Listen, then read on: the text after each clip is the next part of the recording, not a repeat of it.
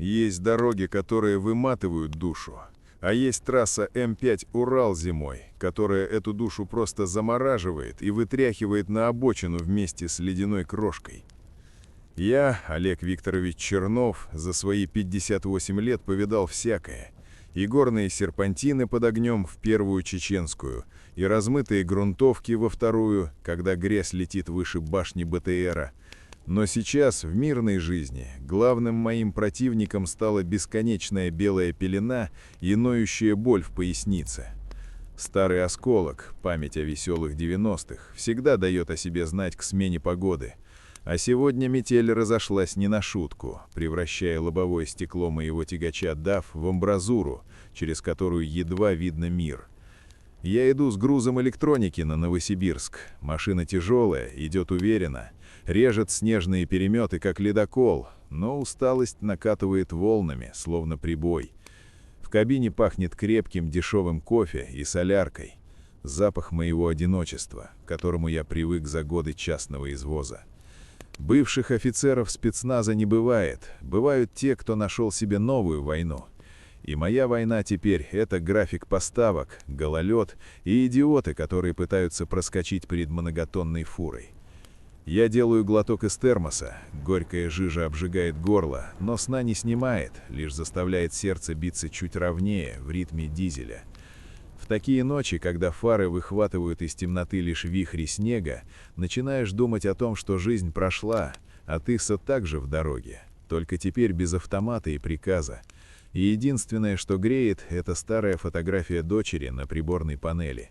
Да надежда, что этот рейс пройдет без сюрпризов. Хотя чутье старого волка уже начинало тревожно покалывать где-то под лопаткой. Чутье меня не подвело, потому что сюрприз ждал буквально через десяток километров, на одном из самых неприятных тягунов, где обочина узкая, как лезвие ножа, и любая остановка подобна игре в русскую рулетку. В свете фар мелькнули желтые вспышки аварийки. Белая Toyota Camry стояла, опасно высунув левый бок на проезжую часть, словно напрашиваясь на удар. Я сбросил скорость, матерясь про себя, потому что нормальный водитель в таком месте не встанет, но тут увидел две фигурки, прыгающие вокруг машины.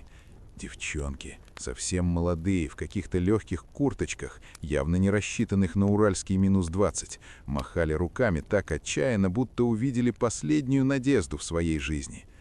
Кодекс трассы прост. Проедешь мимо, карма нагонит. Да и офицерская совесть не позволила бы оставить людей замерзать в сугробе. Поэтому я включил поворотник и плавно прижал фуру к краю, молясь, чтобы прицеп не потащило юзом.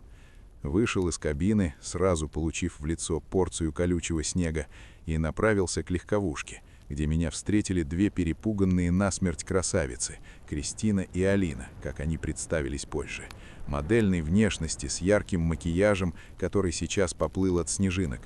Они верещали, перебивая друг друга, что машина просто заглохла на ходу, электроника погасла, и они уже полчаса тут скачут, превращаясь в ледышки. Я молча достал мощный фонарь, открыл капот Камри, проверил клеммы аккумулятора, сидят намертво. Попросил одну из них крутануть стартер, и двигатель бодро зажужжал, но вспышки не было, словно кто-то перекрыл подачу топлива или искру. На таком морозе, без сканера и инструментов, причину искать дохлый номер, о чем я им честно и сказал.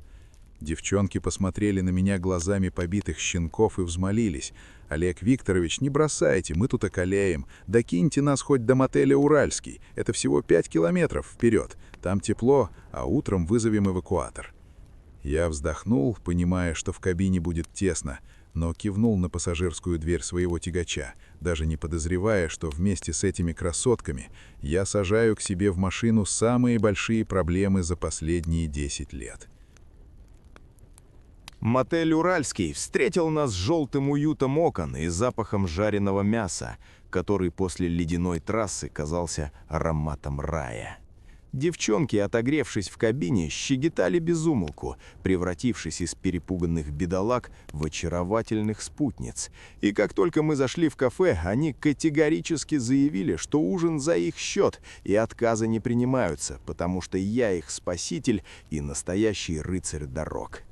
Мы сели за угловой столик, они заказали солянку, шашлык и графинчик холодной водки. И я, глядя на их улыбки, почувствовал, как внутри разжимается пружина, которая была взведена еще с Афгана. Алина, та, что побойче, все пыталась называть меня по имени-отчеству, но я махнул рукой и буркнул: «Зовите просто Олег, я не генерал на параде, нам чины не нужны». Это была моя первая ошибка — сокращение дистанции. Ведь когда к тебе обращаются просто по имени, ты перестаешь чувствовать себя посторонним, ты становишься своим.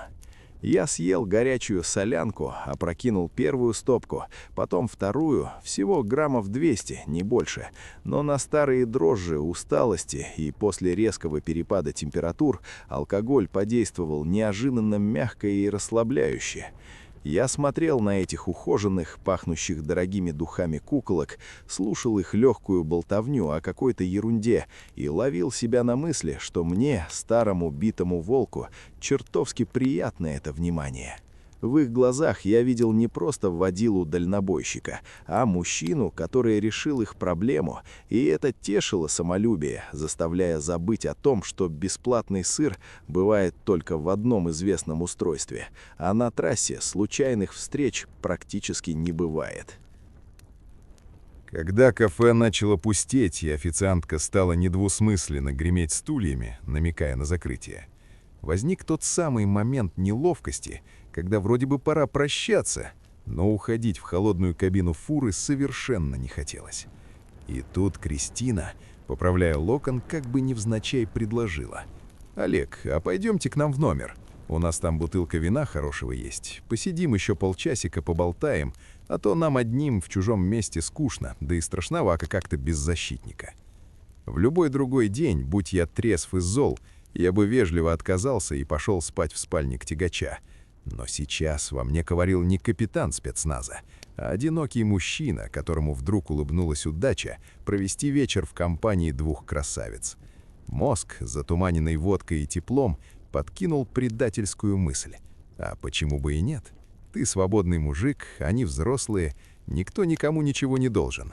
Я кивнул, оплатил счет за стоянку фуры у администратора и поднялся с ними на второй этаж, в номер 217. Коридор был длинным и тусклым. Ковролин глушил шаги, и мне на секунду показалось, что я иду по минному полю. Но сладкий запах женских духов перебил этот сигнал тревоги. Мы вошли в номер, щелкнул замок, отрезая меня от внешнего мира и безопасности, и я даже не обратил внимания, как ловко Алина закрыла дверь на 2 оборота, словно отсекая пути к отступлению. Я шагнул в эту ловушку добровольно, ведомый самым древним и самым глупым инстинктом, который губил империи и генералов, не то что простых дальнобойщиков.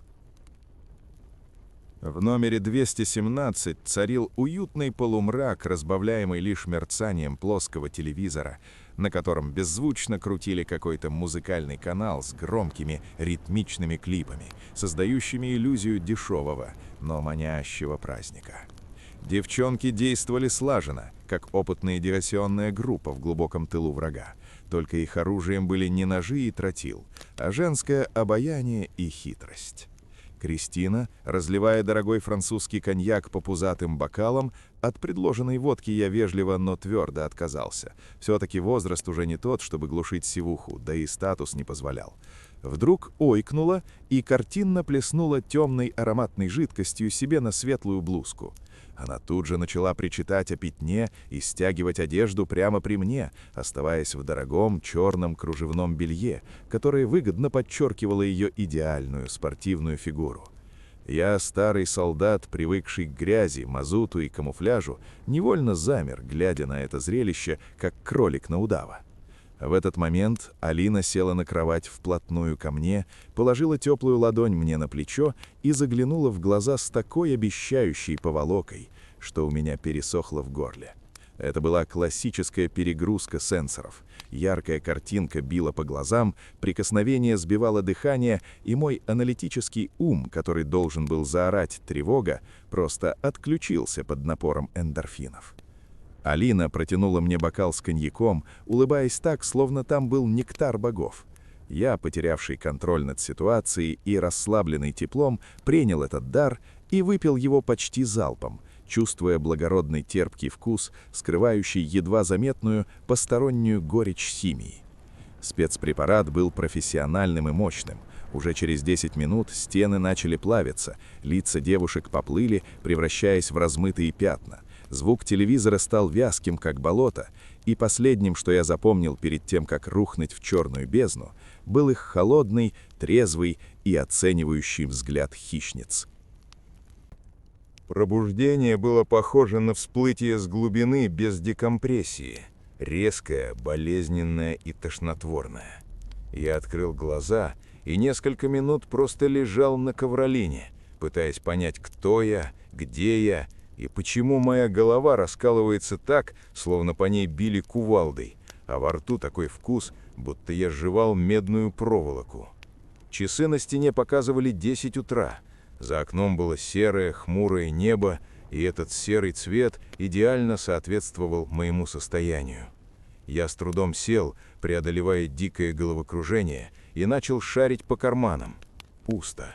Ни телефона, ни ключей от фуры, ни портмоне с документами и наличными. Паника, липкая и холодная, окатила меня с ног до головы, мгновенно вытесняя остатки снотворного. Я выскочил из номера, чуть не упав в коридоре, и сбежал вниз к стойке администратора, где сидела тетка с каменным лицом. На мой хриплый вопрос, где девушки из 217-го, она лишь равнодушно пожала плечами и буркнула, что они съехали еще на рассвете. Номер оплачен, а она за постояльцами не следит.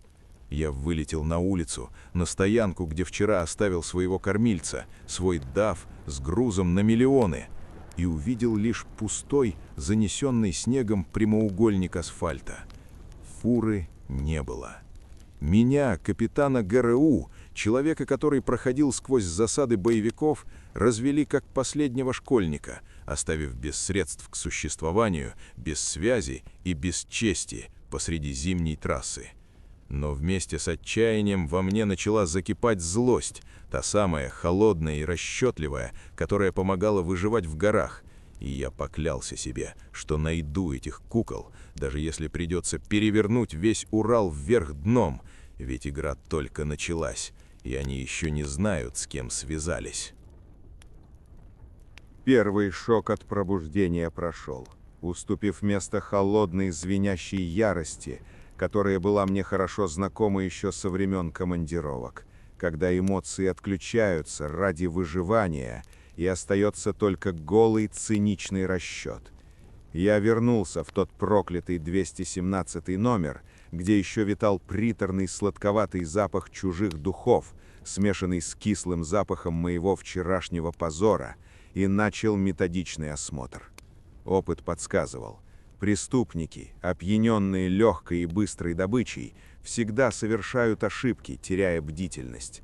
Девчонки казались профи, но в их действиях сквозила наглость, а наглость часто идет рука об руку с глупостью, поэтому я, игнорируя дикую головную боль и тошноту, принялся перетряхивать все вверх дном, заглядывая под кровать, проверяя стыки мебели и даже мусорное ведро. Мое внимание привлек белеющий у самого плинтуса маленький клочок бумаги. Видимо, он случайно выпал из кармана куртки в спешке сборов. Я поднял его дрожащими пальцами. Удача улыбнулась мне в виде смятого кассового чека, и этот клочок термобумаги стал для меня настоящей картой сокровищ. Я разгладил его на столе. Сверху четко было пробито АЗС номер 44, город Михайловск, промзона. А ниже шел список, от которого у меня желваки заходили ходуном. Там было 200 литров дизельного топлива, явно пробитого в тару, канистрой, блок сигарет «Парламент» и куча готовой еды. Этот набор говорил громче любых свидетелей. Они не погнали фуру на трассу сразу, боясь камер и постов, а спрятались здесь, совсем рядом, в отстойнике в промзоне, заправились из канистр и ждут ночи, чувствуя свою полную безнаказанность и власть над ситуацией. С этим чеком в кармане я вышел на трассу, чувствуя себя не ограбленным стариком, а гончий, взявший след. И даже мороз, кусающий за щеки, казался теперь не врагом, а союзником, который бодрит и не дает расслабиться. Мой вид был, мягко говоря, пугающим. Помятое лицо, воспаленные глаза, одежда, в которой я валялся на полу. Но мне было плевать на эстетику, когда на кону стояла моя жизнь и репутация. Я поднял руку, и почти сразу возле меня со скрипом тормознул старенький видавший виды КамАЗ с дагестанскими номерами, водитель которого, смуглый парень с уставшими глазами, без лишних вопросов кивнул на пассажирское сиденье. В кабине пахло соляркой и дешевым табаком, играла тихая восточная музыка, и этот привычный дальнобойный уют немного успокоил мою нервную систему, позволив сосредоточиться на плане действий. Я молчал всю дорогу, лишь коротко попросил докинуть до Михайловска, и водитель, видя мое состояние, не лез с расспросами, только протянул бутылку минералки, понимая, что брату-шоферу сейчас не до светских бесед. Пока мы ехали эти полчаса, во мне происходила трансформация. Олег Викторович, мирный водитель, засыпал, а на его место приходил капитан Чернов, специалист по диверсионной работе, который знал, как заходить в тыл, как снимать часовых и как выбивать правду из тех, кто не хочет говорить. Я смотрел на мелькающие за окном заснеженные поля и понимал, что сегодня, в Михайловске, для кого-то наступит очень плохой день, потому что они разбудили зверя, который спал почти 20 лет, и теперь этот зверь очень хотел вернуть свое. Михайловск встретил меня серыми панельками и дымом заводских труб. Но я не стал плутать, а сразу направился по адресу из чека, благо город был небольшим. Магазин «Продукты 24» оказался типичным частным ларьком, рассросшимся до мини-маркета, где знают каждого покупателя в лицо, и это играло мне на руку. Внутри было пусто и тепло. За прилавком скучала продавщица, женщина лет 50 с пышной прической и усталым взглядом, которая явно видела в этой жизни все. Я подошел к кассе, положил перед ней разглаженный чек и, стараясь придать голосу максимально спокойный тон, спросил: «Мать, выручай! Нужно вспомнить, кто вчера вечером вот по этому списку тарился, ящик дорогого пива брал». Женщина сдвинула очки на нос, пробежала глазами по строчкам и недовольно поджала губы. Видимо, воспоминание было не из приятных. «А, эти!» — протянула она с нескрываемым раздражением. «Помню, как не помнить, хамы трамвайные, строили из себя королей жизни, ящик пива чуть не расколотили прямо у кассы, все им не так было». Я, чувствуя, что ниточка натягивается, аккуратно спросил про транспорт, и она охотно выложила все, что знала. На джипе они были черным, огромным таком, туарек, кажется, весь грязью заляпан по крышу, а задняя фара красным скотчем заклеена, видать, разбили по пьяни. Она махнула рукой в сторону окна. «Они тут постоянно крутятся, шпана. На гаражах за железнодорожным вокзалом у них сходки. Вечно там музыку врубают и гонки устраивают, житья от них нет». Я поблагодарил ее кивком, чувствуя, как пазл складывается в единую картину, и теперь у меня была не просто догадка, а точная цель. Черный джип с битой фарой и конкретное место, где эти шакалы зализывают раны.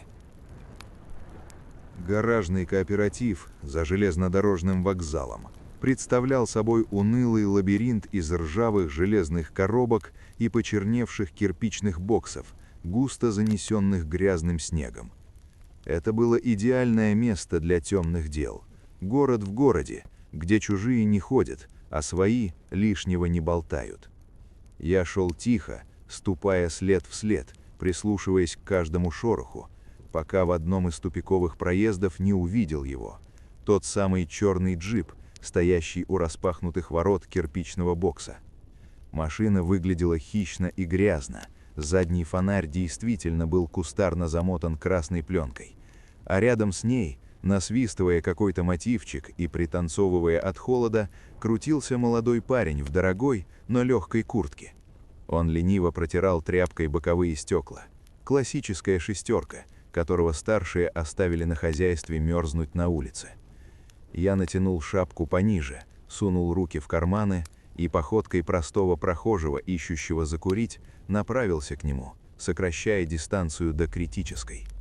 Парень поднял голову, когда я был уже в 2 шагах, и в его глазах мелькнуло удивление, сменившееся испугом. Но было поздно. Я нанес резкий, короткий удар кулаком точно в солнечное сплетение. Он осел мешком, хватая ртом морозный воздух, не в силах даже пискнуть. Я быстро затащил его внутрь гаража, пахнущего бензином и сыростью, и прижал лицом к верстаку, жестко заломив руку за спину на болевой прием. Разговор был коротким. Я лишь чуть усилил давление на локтевой сустав, и парень, взвыв от боли, выложил все как на духу. «Они в промзоне, ангар бившего РСУ, там ваша фура, они с ночи там зависают, ждут темноты, чтобы перегнать». Я не стал тратить время на морали, просто связал его скотчем по рукам и ногам, заткнул рот промасленной ветошью и скатил в смотровую яму, закрыв сверху досками. Пусть посидит в темноте, подумает о вечном, пока взрослые дяди разбираются. Промзона встретила меня тишиной и запустением. Здесь, среди остовов старых цехов и битого кирпича, время словно остановилось в 90-х. Я нашел нужный ангар бывшего ремонтно-строительного управления.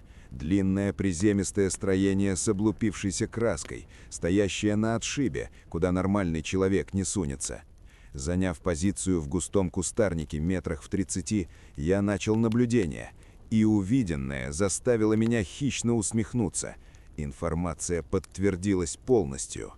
Ангар оказался слишком коротким для современной сцепки, поэтому они загнали фуру задом, но массивная кабина моего дафа торчала на улице, словно пробка в бутылке, а ворота были прикрыты вплотную к ней, оставляя щели.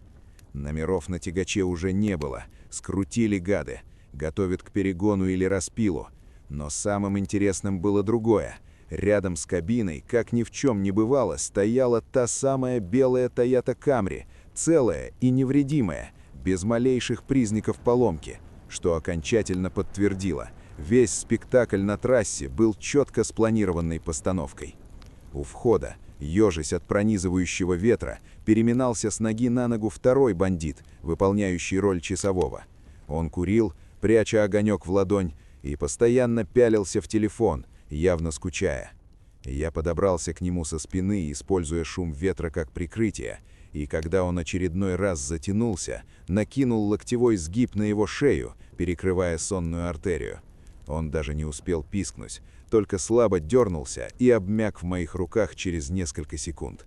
Я оттащил тело в сугроб за углом, присыпал снегом и, проверив, нет ли свидетелей, скользнул к боковой двери ангара, которая, к счастью, оказалась не запертой. Они чувствовали себя здесь слишком вольготно, забыв главное правило войны. Расслабился, умер. Я просочился внутрь огромного ангара через узкий боковой вход с перепиленным замком, стараясь не скрипнуть ржавыми петлями, и сразу оказался в густом полумраке. Внутри было холоднее и сырее, чем на улице, из-за сквозняка, который гулял понизу. Но этот шум ветра играл мне на руку, заглушая мои осторожные шаги. Передо мной возвышалась знакомая стена. Это был длинный борт моего полуприцепа, который занимал почти все пространство ангара.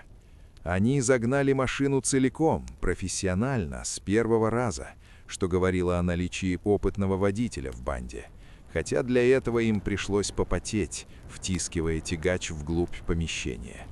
Я двигался бесшумно вдоль огромных колес, вдыхая родной запах резины и дорожной пыли, и чувствовал, как с каждым метром приближаюсь к развязке. Из глубины ангара, из той мертвой зоны за хвостом прицепа, доносились звуки, от которых у меня сжимались кулаки. Громкий развязный пьяный смех, звон стекла и ритмичные басы какой-то попсы. Они праздновали победу, делили шкуру неубитого медведя, пили мое здоровье и, наверное, вспоминали лоха-дальнобойщика, которого так ловко обвели вокруг пальца. Я представил их довольные, сытые лица, и это придало мне ускорение. Аккуратно выглянув из задней оси, я оценил обстановку. Там, в пятне света переносных ламп, был организован импровизированный штаб с диваном и столом. Мне нужно было выманить их по одному, разделить эту стаю, потому что в открытом бою против толпы у меня шансов было немного, а право на ошибку я уже использовал вчера. Я замер в густой маслянистой тени между огромными колесами моего прицепа, превратившись в невидимку, слившись с холодным металлом и запахом дорожной пыли. Сердце, которое еще минуту назад колотилось от напряжения, теперь замедлило свой бег, подчиняясь старой армейской привычке. Перед броском пульс должен быть ровным, а голова холодной, как лед на трассе. Из глубины ангара, где расположилась эта веселая компания, доносились голоса. Вдруг музыка стихла, и один из парней, Андрей, тот самый боевик, направился к выходу, видимо, к машине за сигаретами. Это был настоящий подарок судьбы. Его путь лежал по узкому темному коридору между стеной ангара и бортом моей фуры, то есть прямо мимо меня. Я крепче сжал в руке увесистую стальную монтировку, которую прихватил у входа, чувствуя ее приятную, надежную тяжесть. Его ботинки шаркали по бетону расслабленно и лениво. Он шел, насвистывая какой-то мотивчик, руки в карманах, совершенно открытый и беззащитный в своей самоуверенности. Когда его массивный силуэт поравнялся с моим укрытием, я действовал на рефлексах. Резкий, короткий тычок торцом монтировки точно в солнечные сплетения выбил из него дух. Андрей даже не успел вскрикнуть. Воздух с сипением покинул легкие, глаза полезли на лоб, и он согнулся пополам, хватая ртом пустоту. Я не дал ему времени на осознание, мгновенно добавил жесткий хук в челюсть, свет для бойца погас, и он беззвучно, как мешок с картошкой, уткнулся лицом в пол. Я быстро оттащил его обмякшее тело под прицеп и связал его же ремнем, понимая, что теперь путь к главарю свободен, и осталось сделать последний, решающий шаг. Оставив нейтрализованного противника в тени, я вышел из-за борта прицепа на свет переносных ламп, словно призрак из прошлого, которого никто не ждал. Картина, открывшаяся мне, была достойна кисти художника-реалиста. Импровизированный стол, заваленный объедками и пустыми бутылками, старый продавленный диван, на котором вальяжно развалились девицы, и Кирилл, главарь этой шайки, который как раз поднимал очередной тост за удачу. Мое появление произвело эффект разорвавшейся бомбы. Кирилл осекся на полусловие, его глаза расширились от удивления, переходящего в животный страх. Ведь он был уверен, что я сейчас валяюсь в номере или бреду по трассе без копейки в кармане. Но инстинкт самосохранения у него сработал быстро. Он вскочил, опрокидывая стул, и его рука метнулась к поясу, где в кобуре чернела рукоятка травматического пистолета. Я понимал, что дистанция между нами слишком велика для рукопашной, а времени на сближение нет, поэтому действовал нестандартно, используя то, что было под рукой. Мой взгляд упал на стол, где стояла початая бутылка того самого дорогого пива в толстом стекле, и я, не останавливаясь ни на секунду, схватил ее и метнул с силой, вложив в этот бросок всю свою злость и обиду за унижение. Бутылка, вращаясь в воздухе, прочертила дугу и с глухим тяжелым звуком угодила Кириллу точно в лоб, но не разбилась, а спружинила, отскочив в сторону, словно резиновый мяч. Этого мгновения дезориентации мне хватило, пока главарь, оглушенный и ослепленный болью, хватался за голову, пытаясь поймать равновесие. Я сократил дистанцию в 2 прыжка. Жесткий подсечка, сбивающая с ног. И вот он уже лежит на бетонном полу, а я фиксирую его руку болевым приемом, прижимая лицом к холодной земле. Сопротивление было сломлено окончательно и бесповоротно, и теперь в ангаре повисла звенящая тишина, нарушаемая лишь тяжелым дыханием поверженного лидера. Я медленно поднялся, отряхивая колени, и посмотрел на девушек, ожидая увидеть слезы, истерику или мольбы о пощаде, ведь именно так обычно ведут себя сообщницы, когда их план рушится. Но то, что я увидел, поразило меня больше, чем вся эта криминальная схема. Кристина и Алина сидели на диване абсолютно спокойно, даже не переменив позы, и в их глазах не было ни капли страха. Они смотрели на меня с ледяным пронизывающим высокомерием, с той особой наглостью, которая присуща людям уверенным в своей полной безнаказанности и превосходстве над простыми смертными. Для них я был не победителем, который раскрыл преступление, а всего лишь взбунтовавшейся обслугой, досадной помехой, которую скоро уберут их богатые покровители или родители. Они не визжали, не жались в угол, они просто ждали, когда этот фарс закончится, словно смотрели скучное кино. «Телефон», — хрипло произнес я, протягивая руку ладонью вверх, и мой голос прозвучал глухо в пустом ангаре. «И ключи. Быстро». Алина, все так же не отводя от меня презрительного взгляда, медленно потянулась к своей сумочке, демонстративно долго копалась там, а затем достала мой мобильник и связку ключей от фуры. Она не передала их мне в руки, а небрежно, как кость собаки, швырнула их на стол, всем своим видом показывая, что это ничего не меняет. «Подавись», — читалось в ее глазах, — «ты все равно никто, а мы выйдем сухими из воды уже завтра». Эта немая сцена сказала мне о современном мире больше, чем все новости по телевизору. Здесь не было раскаяния, здесь был только холодный расчет и уверенность, что деньги и связи решают любой вопрос, даже если ты переступил через человеческую жизнь. Я взял свой телефон, чувствую, как привычная тяжесть аппарата возвращает мне связь с реальностью, и набрал единственный номер, который сейчас имел значение — 112. «Полиция?» Мой голос был ровным и сухим, как осенний лист. «Промзона. Ангар бывшего РСУ. Разбойное нападение, угон грузового транспорта. Группа лиц задержана гражданским арестом и обезврежена. Присылайте наряд». Я вышел на улицу в морозную звездную ночь, оставив бандитов внутри под присмотром их же страха, и закурил сигарету, глядя, как вдалеке мигают синие маячки патрульных машин, разрезая темноту. Полиция приехала быстро, работали они жестко и профессионально, но даже когда парней грузили в машину, а девиц выводили под руки, те шли с гордо поднятыми головами, словно ступали по подиуму, а не по грязному снегу промзоны. Я подписал протокол, коротко ответил на вопросы следователя, оформив все как необходимую самооборону, и направился к своему тягачу. Забравшись внутрь, я первым делом погладил руль, как здороваются со старым другом, и повернул ключ зажигания. Дизель отозвался недовольным рычанием, но завелся, наполняя кабину вибрацией жизни и теплом. Спина ныла нещадно, напоминая о возрасте и пережитом стрессе, но на душе было странно спокойно.